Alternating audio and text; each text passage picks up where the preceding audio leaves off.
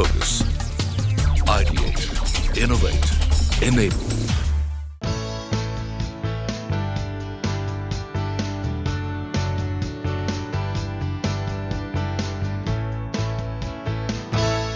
Hello and welcome to Incredible Journeys, Brands and Leaders, a special series that focuses on some of India's leading brands and brings you face to face with the people behind them. On the show today, we are in Bengaluru exploring the house of Rare that owns a premium menswear brand and also a recently launched women's wear brand and has plans of getting into lots of different verticals. Take a look.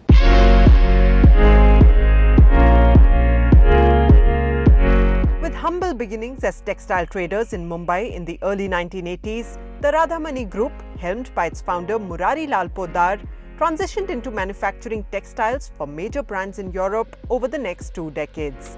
In 2006, the Radhamani Group shifted gears with the launch of a state-of-the-art garment manufacturing facility in Bengaluru.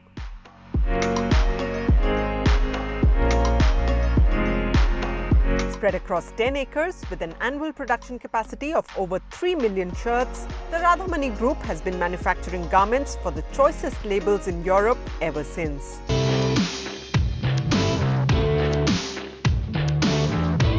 Wanting to replicate the group's success in the European market, founder and creative director Manish Poddar launched Rare Rabbit in 2014, a made-in-India menswear brand that curates and designs fashion with an unconventional style and aims to transform the Indian man's everyday approach to dressing.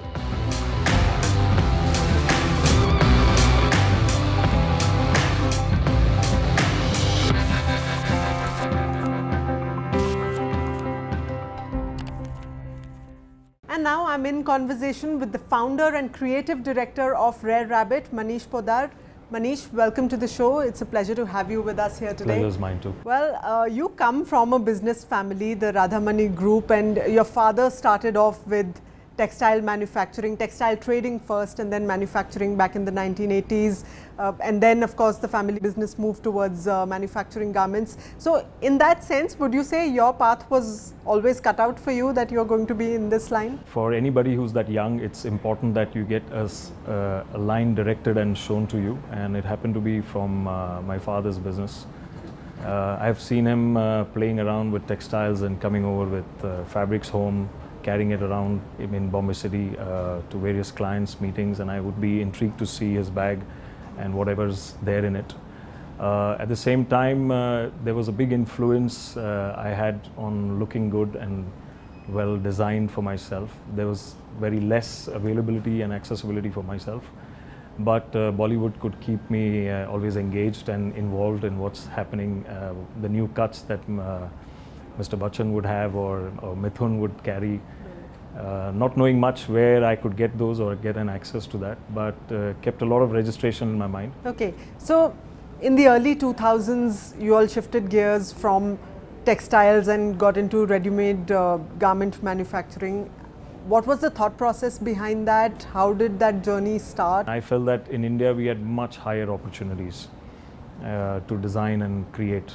It happened to see from a window of an Italian brand which had a linen shirt with block printing from India, which was selling at almost an exorbitant price. And I just felt that I could create such lines and such Indian-centric fabrics can be used for European charm. And that's how Rare Rabbit happened? No, that's how actually we took a leap and we set up a factory in Bangalore. So for getting this factory started for manufacturing, which is a very highly automated shirt manufacturing factory, which was housing all necessities of value additions like embroidery, garment dyeing, garment washing, treatments for denim, PP spray, printing. So this whole journey continued till 2014. In 2014, I personally, who has been always involved in design from fashion, architecture, paintings, all of that, we felt that I have to create a brand for India. What was that thought process with which you launched Rare Rabbit? What did you think was going to be the USP of this brand that was already entering a market that's pretty overcrowded as far as clothes are concerned? We are a clothing country. I mean, from our childhood, you can see everyone in our family and our weddings are full of clothing first. And that's the biggest desire that we have. Wedding means dress up. And so we felt that let's map the market, what's available in India. We mapped variations, the gap in the market. It could be colors, fits, details. We didn't want to come up with a brand which was just to give you another layer. We wanted a brand which is also not a pronounced logo brand. Right. So, because I personally have never worn any apparel which has got a branding on it, because it kind of discriminates and gives you you judge the person by what he's carrying. So it kind of shies you out, and I have never done that for myself. Rare Rabbit was a formula created with a pilot store which we had in our office, and we had to even decide the size. We didn't want to overgrow ourselves and shoot our foot, because no one is going to believe our story at the initial stage. Retailers, mall operators, retail partners, the large format stores of India. We had a learning that we will have to only go with our own stores for the first round, which is quite a capex high, and it would give us a better visibility. And that's how we started with Rare Rabbit Men. Right. And what is your pricing strategy? Are you targeting, I mean, I know you're for the urban consumer, but amongst the urban consumers, you're targeting the premium segment. Where would you place yourself?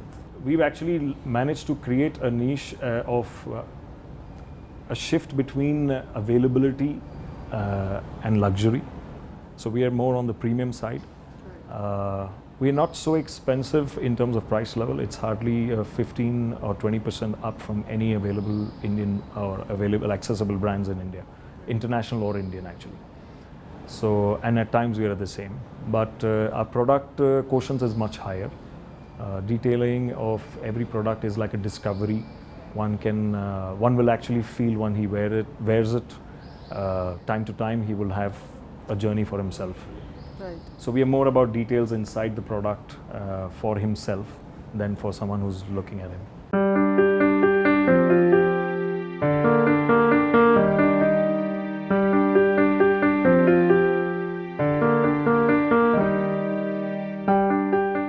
Now your company is called the House of Rare. What are the brands that are housed under House of Rare, and what's your plan for the future? We feel that having started two brands for men and women, and of course it doesn't stop me or our team as well as Akshika, who leads the women line, to start with the children line called Rare Ones, which is already on the drawing board, and followed by we are looking at partners to come under various other aspects like Rare Homes and a restaurant, which is also... That's a lot of big plans. Yes, it's actually big because we would like to enhance and extend the experience of our customers from the wardrobe to everything that they do, because it comes from the same house, and everyone thinks and breathes the design logic and philosophy the same way. And if you had to pinpoint your design philosophy, what would that be across House of Rare brands? We have actually been able to challenge and get the men to think more beyond the blues. And fortunately or unfortunately, I don't know why, but the worst seller for us is a blue color as a men's brand. So we have actually been able to penetrate a men's wardrobe with more challenging vibrance inside. I am sure the family appreciates our rare man who dresses up a little different from the conventional pattern that he would have had, or someone who's actually was already an out there fashionista guy. He also gets his extension more from us.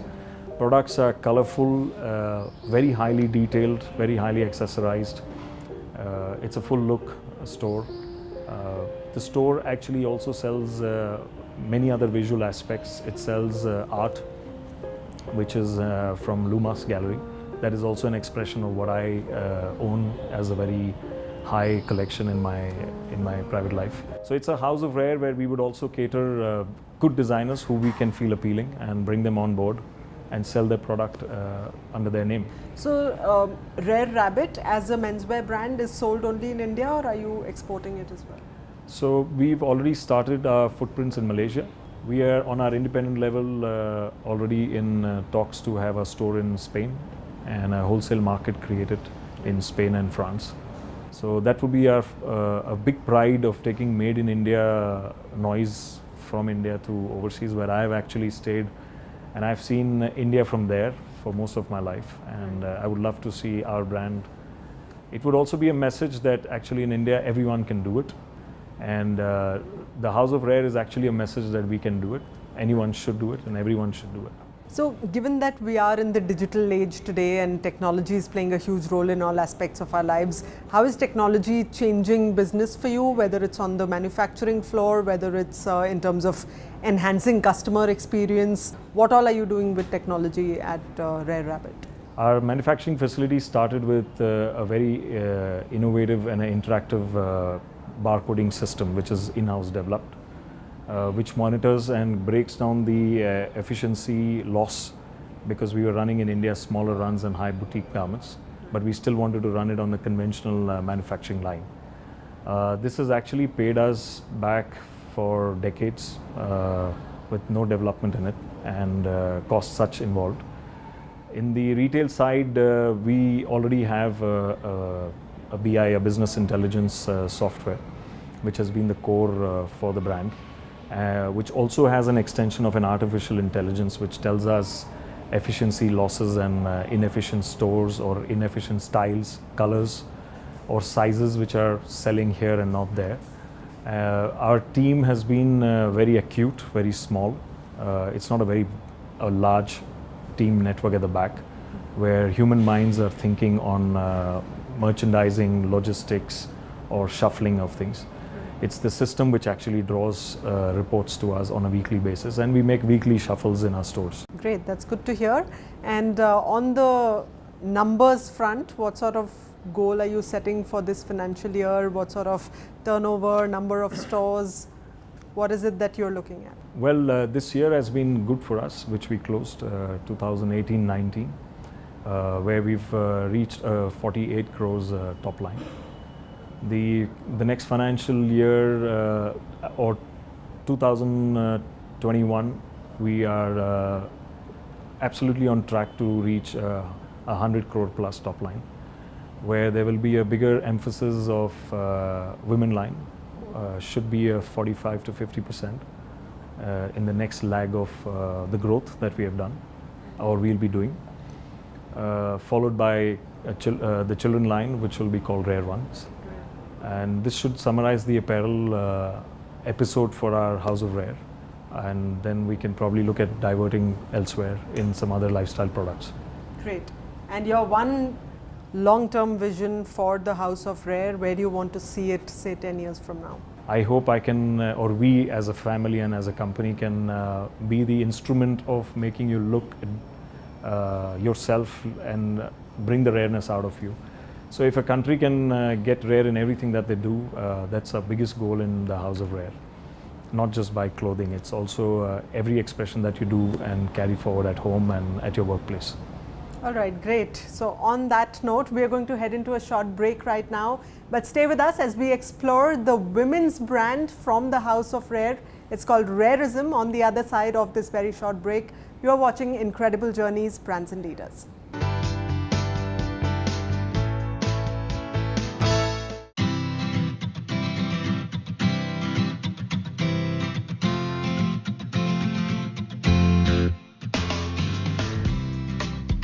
Taking its style and comfort agenda one step ahead, the House of Rare recently launched Rareism, a chic women's wear brand that signifies individuality and originates from the sensibility that women love to dress up and look their best. Changes coming down on me,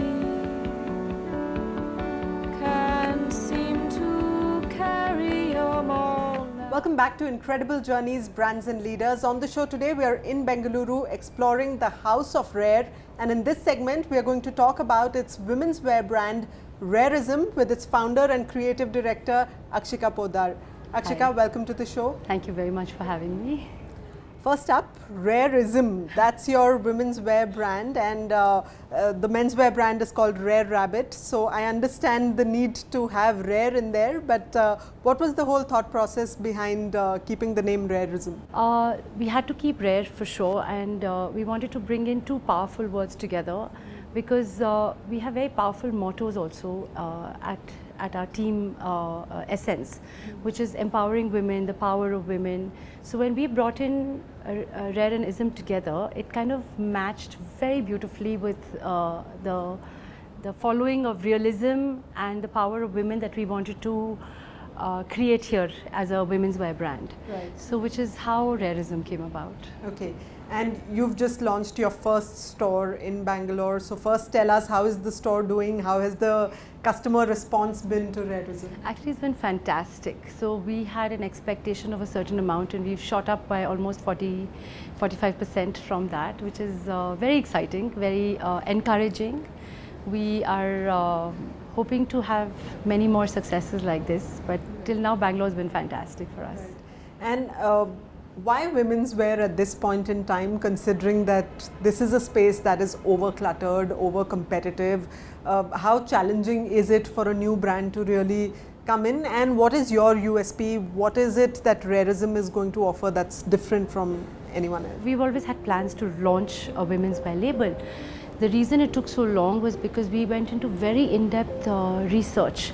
We wanted to study the needs of fashion for every woman. So there is a lot of fashion available for either older women or younger women, but I did honestly feel a gap, that there was a lot of missing points where somebody who's very young, a student, or even a grandmom, for example, and a working woman in between. So from this journey to that journey, I wanted to fill the gap where a woman can wear something and feel good about herself through the day. If you see the line of clothes, it'll speak the essence that you can wear in the morning, go through it in the day, and then again continue it till at least an evening, if not a formal party. So what would you say is the brand philosophy? What is the thought behind the design that you want to offer to the Indian woman? So our motto is comfort with style. Style is very important for a woman. It's one of the first things we think about. Clothes, you know, what you're going to wear today is the first thing that we think about when we get up.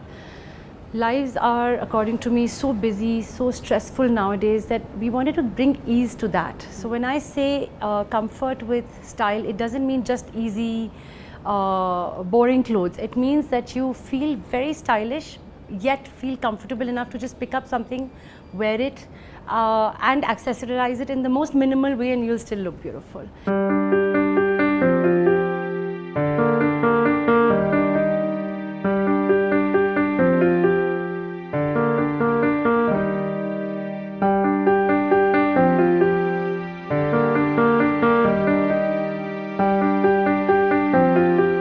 What are the highlights of the spring-summer collection of 2019 that is already in your store this year? What sort of colors are you playing with? What sort of designs? And are these influenced by globally whatever is going on? So you see, there is always an influence because you see the colors and then you want to have those colors too. So there is an influence, but also there is the understanding what suits the various skin tones that we have. You know, from a Kashmiri to a South Indian, we have such varied skin tones. We've kept that in mind. So even when we decide our colors, we have many colors. We have a green story, we have a pink story, which doesn't mean it's only pink, but it has quite a few number of pinks, it has a few number of greens, oranges. But when we place those colors, at least one tone of orange or one tone of green should suit 5 skin tones. A woman should feel happy when she comes into Rareism and says, hey, I can pick up something, which actually is what we love to achieve, and I think we're achieving it. Yeah. And on the store design front, I know that you have a love for all things pretty and perhaps going on to opulence as far as stores are concerned. So what is the theme of your, you know, what's the thought behind the visual design and the visual concept of stores? So, you know, I love to keep my stores very minimalistic, very clean lined. Also because if you have the background, which is like a canvas, the products become the art, the garments become the colors, that's how we've kept the store look. But we also like to provide our consumers with all the engages. We try to engage all their senses. Seeing that they come in, there's beautiful music playing most of the times, which we again hear through the day, so that we kind of feel it's not boring, and it kind of makes you feel pleasant. Then we have a nice smell always at the store. Our trial rooms are very engaging. We've thought of little things over there where a woman, if she keeps her mobile while she's undressing and changing, she has something and then she doesn't forget it, so that it's at eye level and not higher and lower, which has been pretty well accepted, and people have given us appreciation for that as well. So we've tried to give them not just an experience with our clothes, but also with the stores, a complete comprehensive experience. And as far as the research and development and the design innovation is concerned, is that all done in-house? Are you partnering with anybody outside? No, it's all done in-house. We have a fantastic team of young freshers, which we feel are always nicer to have, because they're not molded by their previous companies or design strategies. So they come up with their own very beautiful fresh designs and ideas. We haven't partnered with anybody. We like to do this all in-house, and it's very exciting to keep innovating all day. If you've seen our office, you'll see a great work culture there, where everybody is just busy trying and wearing and creating new clothes. Yeah, so the Radhamani Group has always believed in doing good and giving back to society. As the second generation of the family, how are you and Manish taking that forward? So for me and Manish, actually both of us, all CSR activities begin from home. And when I say home, it is our company. And from the time we started the manufacturing unit, we've had almost 95% of women workforce, for whom we have from then been providing the sanitary hygiene and help whenever they require it, and also to make life easier for them and for them to be comfortable and easy enough to come to work. We give them a really good lunch every day at the factory, which is not just a lunch because it's labor, it's because we like to eat that lunch as well. Like me and my kids actually go on Saturdays and eat with the ladies who are working there, which is a fantastic experience. So that's one. We, wherever possible, we try to take care of their families and education. Whoever needs it, they have an open door policy to come and talk to the managers at the factory, and then they escalate it to us, and wherever we feel we can, we give to them for their kids' education, because both of us really feel education is the future of our country, and it will take a lot forward then. Great. And from here on, when you look at the long-term goal, what is it that you want to do with Rareism, say a decade from now? Where do you want the brand to be? I want every woman to have at least one piece of Rareism in her wardrobe by the next decade, which means a large population of India. And then, like I said, I want it to be in Europe, I want it to be in US, Singapore. Great. Thank you so much for joining us on the show today, Akshika. It's been a pleasure talking to you. Thank you very much. Thank you.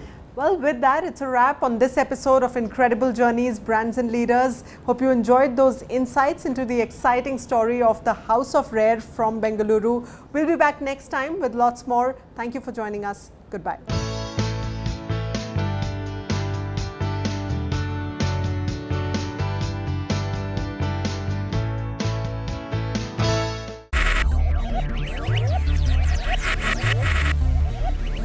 Focus. Ideate. Innovate. Enable.